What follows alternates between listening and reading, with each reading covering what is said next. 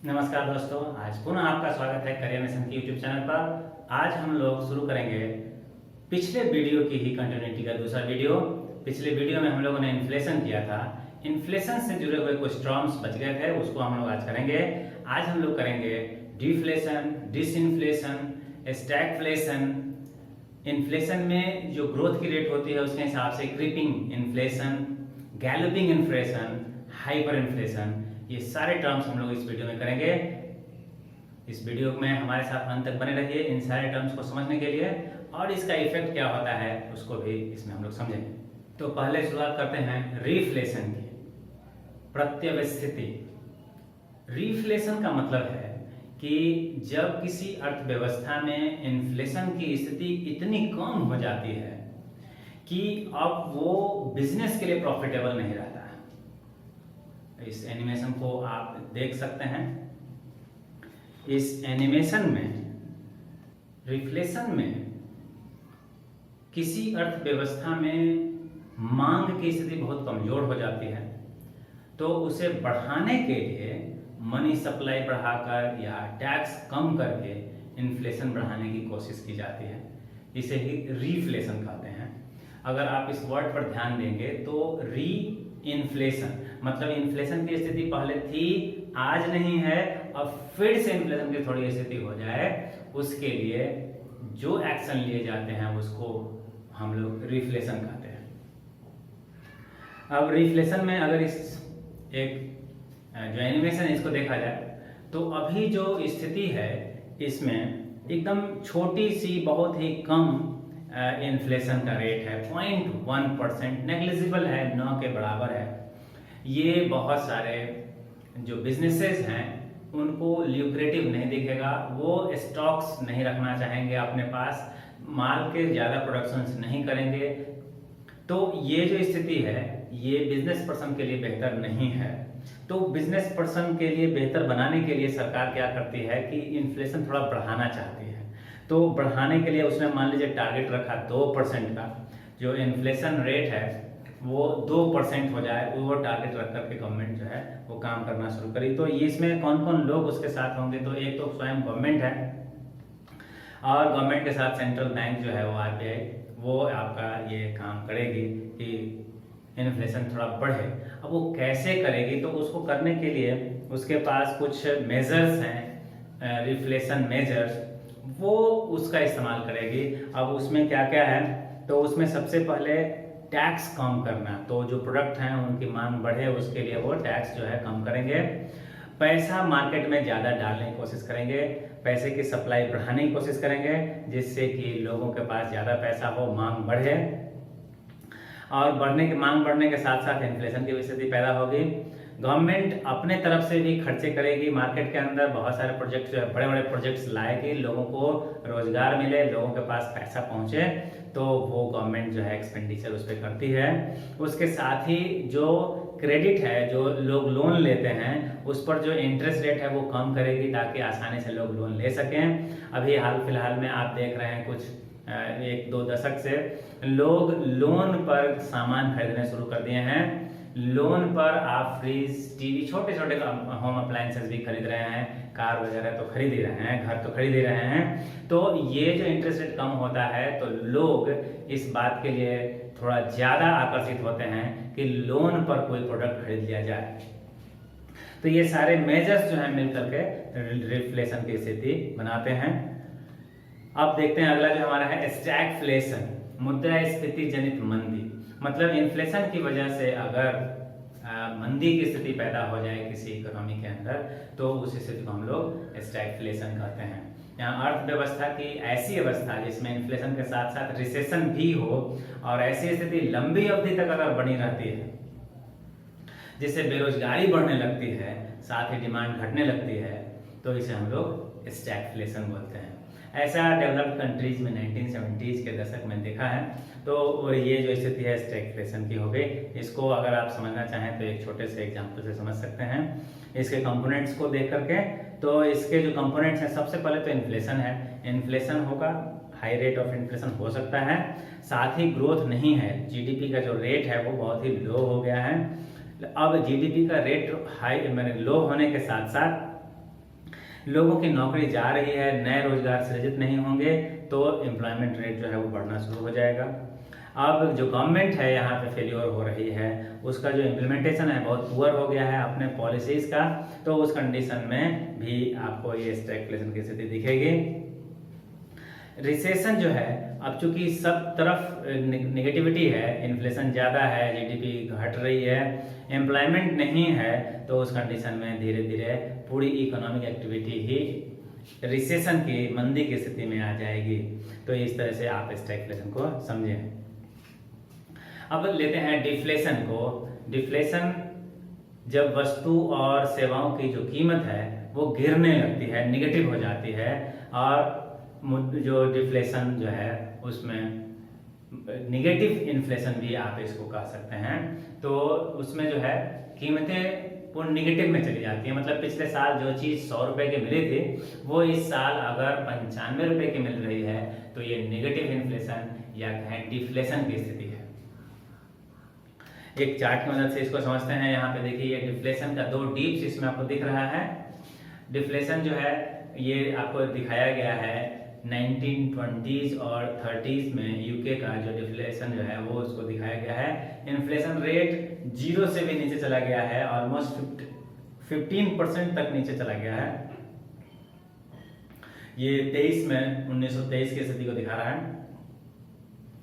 और उसके बाद 30s 31 जो है वहाँ पर भी आप देख रहे हैं डीप है -5% का। तो वहाँ पर भी चीज़ें जो है पहले के तुलना में सस्ती हो गई। ये बिजनेस के लिए अच्छा नहीं होता है, क्योंकि जिसका माल पड़ा होगा उसके गोदाम में और उसकी कीमत रखे रखे घट गई होगी तो उसको लॉस हो गया होगा। तो इस तरीके से डिफ्लेशन की स्थिति जो है ये ग्रोथ के लिए बेहतर नहीं होती है। इसीलिए इन्फ्लेशन 3% के आसपास हमारा आरबीआई जो है वो सोचता है कि हमारे देश के अंदर 3% के आसपास इन्फ्लेशन बना है। यहाँ पे आप देखें ये डिसइन्फ्लेशन की स्थिति। डिसइन्फ्लेशन अवस्थिति, इन्फ्लेशन की दर में कुछ समय के लिए कमी आना डिसइन्फ्लेशन कहलाता है। इन्फ्लेशन की दर में कुछ समय के लिए कमी आना डिसइन्फ्लेशन कहलाता है। ये शॉर्ट स्पैन ऑफ टाइम है, कंटिन्यूअस प्रोसेस नहीं है। अगर कंटिन्यूअस प्रोसेस हो जाएगा यही डिसइन्फ्लेशन तो ये पहुंच जाएगा डिफ्लेशन की स्थिति में, निगेटिव इन्फ्लेशन की स्थिति में। लेकिन यहाँ पे अभी निगेटिव इन्फ्लेशन नहीं है, इन्फ्लेशन के जो रेट हैं वो थोड़े कम हो रहे हैं, तो इसको हम लोग डिसइन्फ्लेशन कहते हैं। एक चार्ट की मदद से इसको समझते हैं। यहाँ पे आप देखें ये चार्ट जो है डिसइन्फ्लेशन पिछला वाला चार्ट ही है। इसमें अगर आप देखें तो 17 में 25% का इन्फ्लेशन है, वहाँ से वो डीप होना शुरू हुआ है और 1921 मतलब अगले 4 सालों में वो ऑलमोस्ट जो है वो 0 हो गया है। तो ये शॉर्ट स्पैन ऑफ टाइम जो था वो डाउन डाउन डाउन डाउन चल रहा था, नीचे की तरफ आ रहा था इन्फ्लेशन। अब नीचे की तरफ इन्फ्लेशन आते हुए आप यहाँ देख रहे हैं कि ये 0 डिग्री के आसपास 0% के आसपास पहुँच गया है। उसके बाद डिफ्लेशन की स्थिति बन रही है। यहाँ पे आप देखें ये डिफ्लेशन और डिसइन्फ्लेशन की स्थिति को दिखाने के लिए एक चार्ट यहाँ पे है। ये दोनों ही हिसाब से हैं, सीपीआई और डब्ल्यूपीआई। तो डब्ल्यूपीआई जो है वो आप ध्यान से देखें तो जब इन्फ्लेशन बढ़ रहा है तो उस समय पहले डब्ल्यूपीआई ही ज़्यादा इन्फ्लेशन रख रहा है, कंज्यूमर प्राइस इंडेक्स जो है वो थोड़ा कम उस हिसाब से ग्रोथ कर रहा है। लेकिन जब डिसइन्फ्लेशन की स्थिति आ रही है, मतलब अगर मार्च के बाद आप देखें तो अप्रैल में डब्ल्यूपीआई और सीपीआई का गैप जो है वो घट गया है। उसी तरीके से आप मई में देखें तो ये लगभग बराबर हो गए हैं दोनों, और जून में आते आते कंज्यूमर प्राइस इंडेक्स जो है वो ज़्यादा हो गया डब्ल्यूपीआई के जगह पर। लेकिन अभी निगेटिव में स्थिति नहीं गई है, तो इसलिए ये चार्ट जो है डिफ्लेशन को नहीं बल्कि डिसइन्फ्लेशन को डिनोट करता है। तो अप्रैल में जून जो है ये डिसइन्फ्लेशन का टाइम है। इसके बाद फिर से जुलाई में आप देखेंगे रेट जो है वो बढ़ने शुरू हो गए। अगला है क्रीपिंग इन्फ्लेशन। क्रीपिंग का मतलब होता है रेंगना, मतलब सांप या कोई भी जो रेप्टिलियंस हैं, सरीसृप वर्ग के जीव हैं, वो जो चलते हैं उसको हम लोग बोलते हैं रेंगना। आप देख रहे हो छिपकली घर में देखे होंगे, वो भी उस तरह से ही चलती है, तो उसके चलने के तरीके को हम लोग रेंगना क्रीपिंग बोलते हैं, मतलब धीरे धीरे। तो जब कीमतें धीरे धीरे लेकिन लगातार बढ़ती रहती है तो उस स्थिति को हम लोग क्रीपिंग बोलते हैं। क्रीपिंग इन्फ्लेशन की स्थिति बोलते हैं। ये 2 से 5% के बीच में हो सकता है, मतलब कीमतें बढ़ रही हैं लेकिन बहुत ज़्यादा बेतहाशा नहीं बढ़ रही हैं। तो इसको हम लोग इस तरह से समझ सकते हैं। अगला है गैलोपिंग इन्फ्लेशन। जब क्रीपिंग इन्फ्लेशन को कंट्रोल नहीं किया जाता है, चेक नहीं किया जाता है लंबे समय तक, वो फ्रीली मूव करते रहता है, धीरे धीरे बढ़ते रहता है, तो वो धीरे धीरे 10% एवं चला जाता है, 10% से भी ज़्यादा 2 डिजिट से ऊपर अगर चला जाता है तो उस स्थिति को हम लोग फिर गैलोपिंग इन्फ्लेशन बोलते हैं। इसमें वो 20%, 50%, 100%, 200% तक हो सकता है। तो ये बड़ी ही तेज गति से अब बढ़ना शुरू हुआ है, लेकिन एकदम से हाई स्पीड नहीं हुई है, लेकिन अब ये लगभग कंट्रोल से बाहर निकलने वाला है। अभी कुछ हद तक कंट्रोल किया जा सकता है, अगर इसमें कंट्रोल ना किया जाए तो यही स्थिति फिर हाइपर इन्फ्लेशन की हो जाती है। तो गैलोपिंग इन्फ्लेशन में 2 to 3 डिजिट के अंदर जो है वो इन्फ्लेशन का फंक्शन चलता रहता है, लेकिन ऐसे ही धीरे से अगर कंट्रोल ना किया जाए तो फिर ये कंट्रोल से बाहर भी हो जाता है। इस चार्ट की मदद से आप देख सकते हैं कि क्रीपिंग जो है वो सबसे पहले जो है आपको रेट्स दिख रहे हैं कि 5 से लेकर के 25 साल तक, मतलब 20 सालों में जो रेट है वो 10 का जो है 50 हुआ है, मतलब 5 टाइम्स हो गया है, 50 का ग्रोथ हुआ है। अब यही अगर हम देखें आगे 25 साल से 35 साल, 10 साल के अंदर, तो ये भी 50 का ही, मतलब पहले 20 साल में जो 50 गेन हुआ था वो अगले 10 साल में ही, मतलब अब डबल इन्फ्लेशन हो गया है। तो इसको वॉकिंग इन्फ्लेशन भी बोलते हैं। थोड़ा और तेज हुआ, 5 साल में ही वो चीज़ जो है 50 जो है पहले जो 20 साल में अचीव हुई थी, जो रेट बढ़े थे वो 5 साल में ही बढ़ गए, मतलब 20% के आसपास जो है वो तेजी हो गई है। तो इसको हम लोग रनिंग इन्फ्लेशन बोलते हैं। और अगला जो है ये गैलोपिंग इन्फ्लेशन।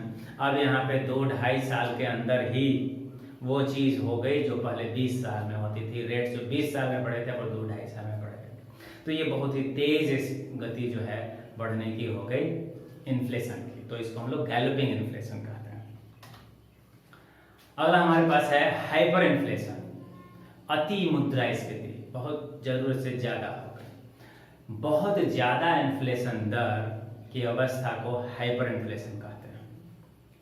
इसमें इन्फ्लेशन की दर सालाना 4 अंक से भी ऊपर लाखों या अरबों में भी हो सकती है। ऐसा जर्मनी में 1920 में, और अगर आप देखेंगे जिम्बाब्वे में हाल फिलहाल में कुछ दिनों पहले जिम्बाब्वे की स्थिति ऐसी ही थी, तो जिम्बाब्वे में भी इस तरह की स्थिति बनी थी।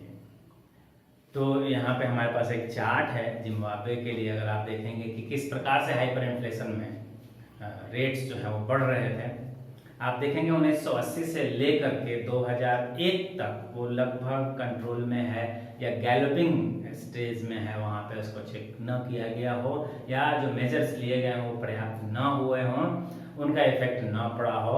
और अगर उसके बाद आप देखें 2001 के बाद जब देखें तो एकाएक वो बढ़ना शुरू होती है और थोड़ा डीप 2003 में आता है, 2003 से 2004 में। लेकिन उसके बाद जो स्थिति आउट ऑफ कंट्रोल होती है तो आप देखेंगे जो पीक है वहाँ पे ये डेली इन्फ्लेशन 98% का है, मतलब लगभग 100% का है।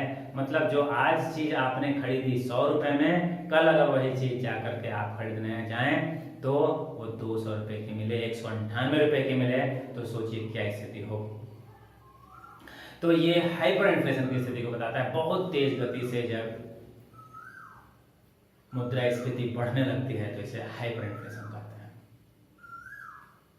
तो अभी तक हम लोगों ने ये सारे टर्म्स समझे हैं, जिसमें डिसइन्फ्लेशन, डिफ्लेशन, स्टैगफ्लेशन, रीफ्लेशन, जो इन्फ्लेशन की बढ़ने की गति है उसके हिसाब से क्रीपिंग इन्फ्लेशन, गैलोपिंग इन्फ्लेशन और हाइपर इन्फ्लेशन। उम्मीद करता हूँ आपको ये सारे टर्म्स बेहतर समझ में आए होंगे। अगर कोई सवाल हो इससे रिलेटेड तो आप कमेंट में पूछ सकते हैं। और ये वीडियो अगर पसंद आया हो आपको, आप लाइक करें, अपने दोस्तों में शेयर करें, और अगर हमारा चैनल आपने सब्सक्राइब नहीं किया है तो सब्सक्राइब सब्सक्राइब कर लें। आगे भी आपको इस तरह के वीडियोज मिलते रहेंगे और उसकी नोटिफिकेशन भी आपको मिलेगी, आप इसको बेहतर तरीके से देख पाएंगे। धन्यवाद।